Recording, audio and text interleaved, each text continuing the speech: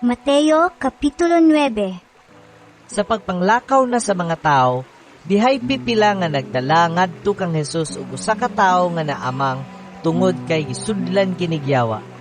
Sa nahinginla na ang yawa, nakasulti ang tawo ug nahibulong ang tanan nga nag-ingon.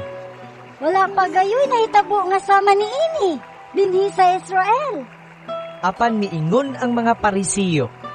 Ang pangulos sa mga yawa mo ay naghatag kaniya gahom sa pagpagula kanila. Unya gilibot ni Jesus ang tanang kalungsuran ug kabaryuhan. Nanudlo siya didto sa ilang mga sinaguga ug giwali niya ang maayong balita bahin sa paghari sa Dios.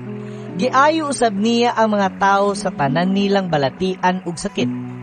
Sa pagkakita niya sa daghang mga tawo, naluoy siya kanila kay nagluyaman sila ug walay kadasig, murag mga karnero nga walay magbalantay. Busa giingnan niya ang iyang mga tinun-an. Daghan ang anihunon, apan jutay ra ang mga ngani. Busa, pagampo kamo sa tag-iya sa anihunon, aron magpadala siya dugang pang mga ngani.